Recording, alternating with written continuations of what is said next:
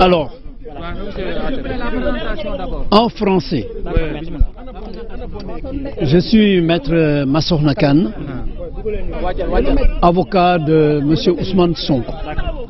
dans le collectif d'avocats. Nous sommes une trentaine ou plus, parce qu'il y en a beaucoup qui sont constitués aujourd'hui également. Là, en matière criminelle, personne ne doit être jugé sans assistance d'un avocat. C'est ce que la loi prévoit. Pour ce qui concerne notre client, il n'a jamais reçu de convocation pour se présenter devant cette juridiction. C'est très clair, parce que il y a un officier de police à Ziguinchor qui a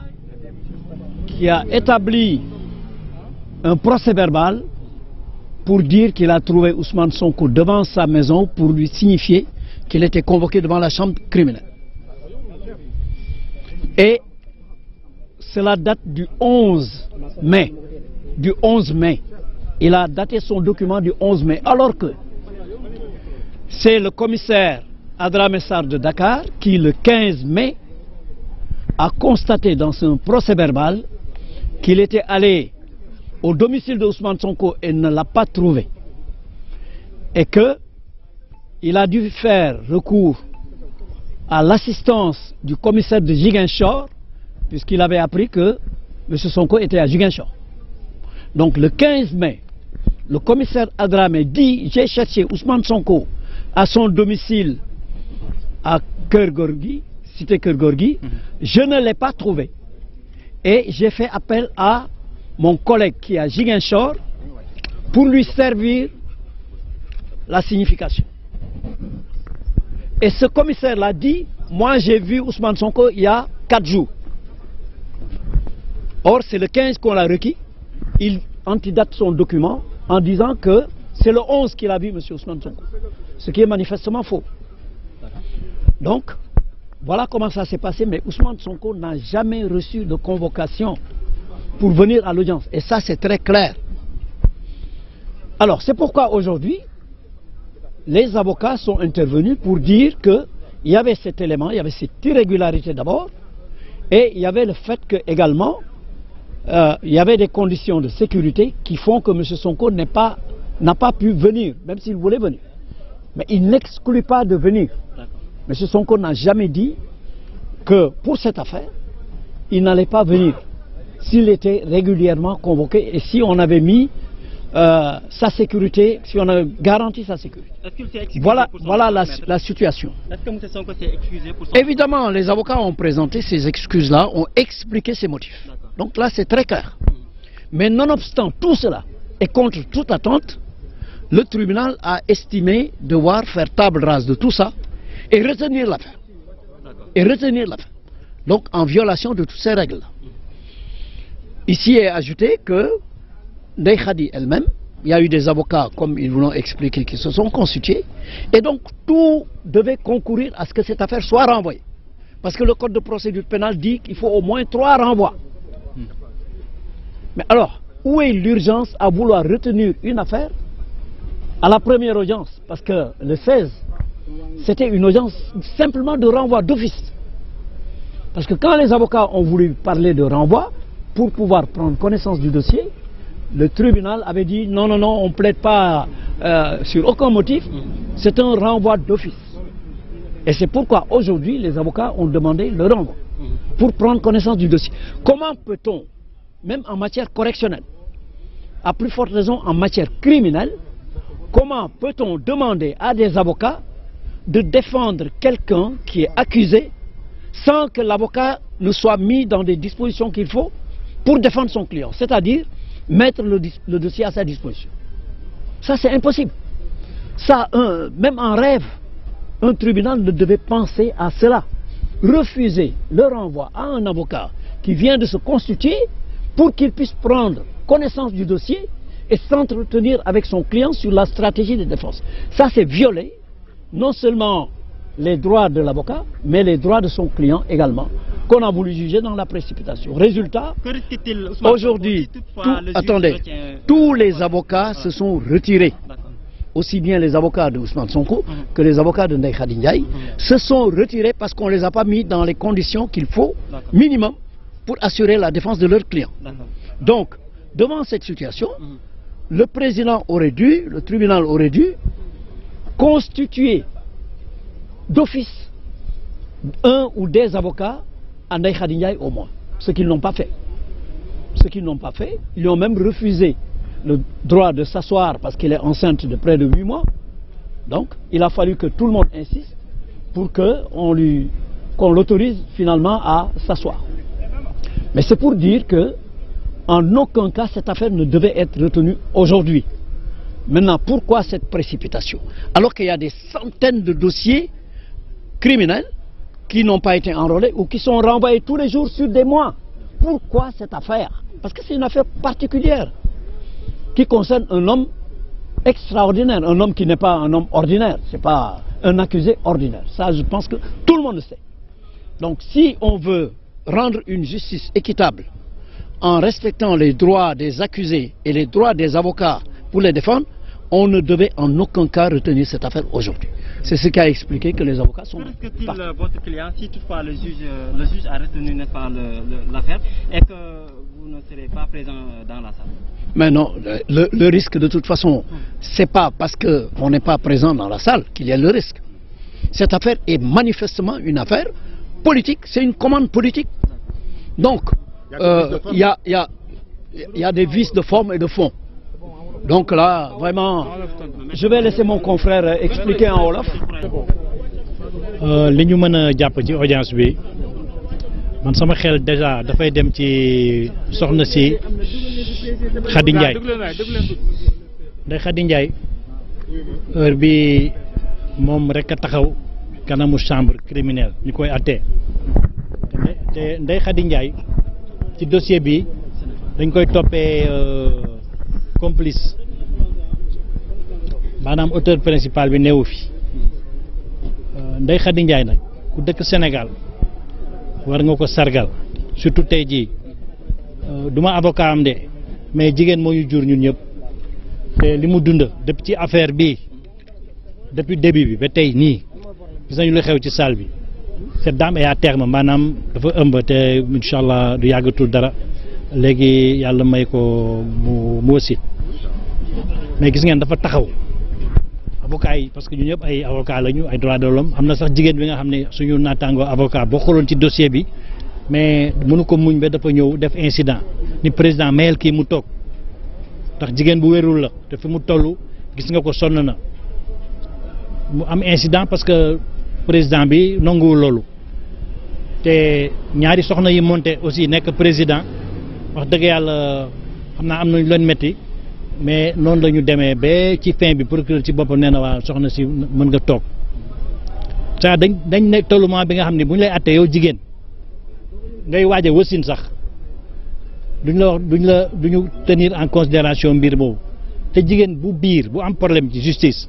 muy problème mu xaalis wala problème mu bor wala problème mu divorce ak lu mu mënti doon juge bi da lay dàq sa kër ba nga wasin nga door a ñëw ñu door la atte donc xamuñu luy urgence pour lii pour ndaw si li gën a bon tey jii elle comparaît devant une juridiction criminelle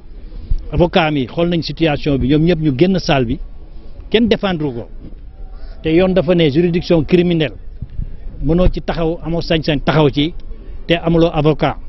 même bu ñu lay jàpp maanaam premier jour bi ngay taxaw juge d'instruction muy inculpation ba amul avocat procédure bi day nul waxuma la jugement loolu moo tax chambre criminelle état bi ci boppam mooy def li ñuy wax assistance juridictionnelle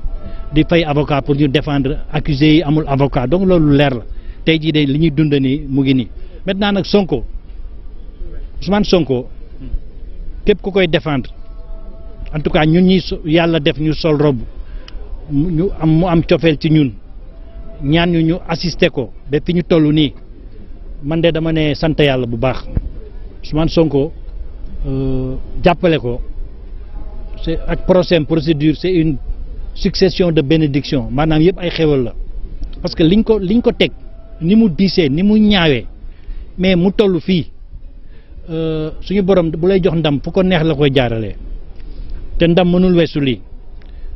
Ousmane wax na fi waxu désobéissance civile wax na fi résistance mais su ko waxul du nit sax parce que moom li ko dal juróom-ñaari yoon yu mujj yiñ ko fi woo tribunal ñetti yoon yëpp xaw na ci ñàkk bakkanam yëpp xam nañ ni mu demee ba tey ji li muy dund Ziguinchor xam nañ ko ba fii Dakar neewu fi mais li xew Dakar démb buntu këram xam nañ ko waaw tey jii li gën a garaaw ñu koy woo chambre criminelle déjà opposant bu dee nii ñu mën ko woowee chef de l'opposition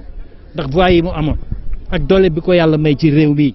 mais kooku nga ko yóbbu chambre criminelle déjà ñaaw na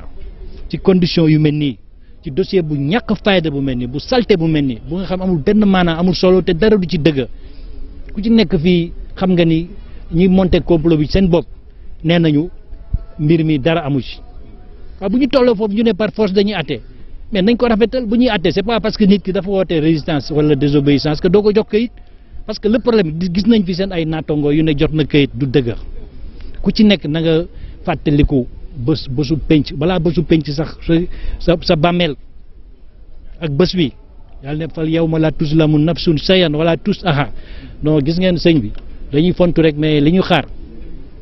te yàlla waxul kenn dara de man mi wax yéen xaw ma ndax naa yendu wala ndax naa fanaan waaw ku ci nekk na nga seet lay xaar te loo fi def da nga koy fay bon tey ji normalement mënuñu woon retenir affaire bi parce que Sonko kenn convoqué wu ko ni ko ma soxna kan waxee loolu moo am mais nooy wuyu see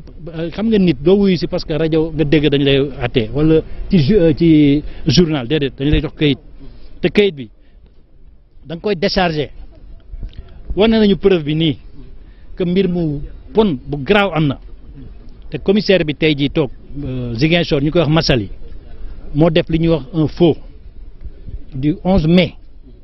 parce que bu dul woon faux le 15 mai commissaire bi nekk fii Adramé bu dig du dem le 15 mai muy lundi bi parce que mardi 16 lañ doon convoqué pour audience bi lundi 15 à 8 heures mu présenté wu cité Kër Góor gi moom directeur u dig bi nekk fii mu ne gisu fa Ousmane Sonko mu ngi dem Kër Massar seeti Khady Ndiaye mu jox Khady Ndiaye convocation Khady Ndiaye signé parce que bu ñu la convocation da ngay signé Khady Ndiaye signé dem ñëw fii directement ci greffe bi ñu ne ko suba mooy le 16 sa audience mu ñëw mais Sonko jotul kayit boobu la preuve le 15 newu fi yoon mu ngi fële Ziguinchor commissaire Ziguinchor le 11 fexe na moom ba def kayitam boobu nag mooy faux bi parce que dafa ñëw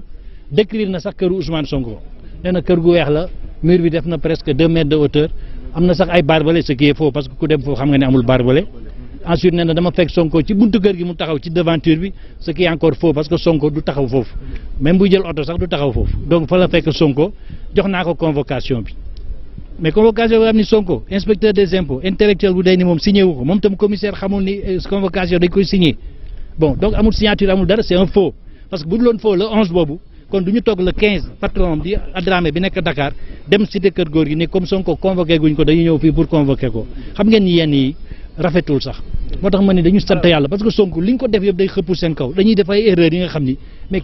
rafetul sax ñu koy waxtaanee parce que duñ la gëm. moom mu ñàkk fi teew ngeen ñàkk teew si biir salle bi ban jeexital lay am si procès bi ak si Sonko. non amul benn jeexital parce que ay nit rek ñooy àttee gis ngeen dossier bii bu dee ñi koy àttee ay nit lañu bu dee ay doomu aadama lañu ay nit parce que je pense que sax boo demoon parc an sax génne fa ay mala jox leen dossier bi ñu xool. wala nga jël toutes les données def ko ci ordinateur ñu xool Sonko amuñu fu ñu jaar ba condamné ko mënuñu ko déclarer coupable parce que dara amu ci xam nga dossier peu importe Sonko nekk fi wala bañ fi nekk témoins yi maanaam seede yi ñu convoqué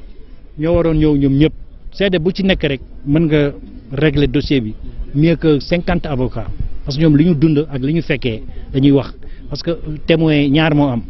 ki fekkee ak ki gis ak ki dégg. am na sax témoin bu ñu mën wooye de personnalité parce que mën na dégg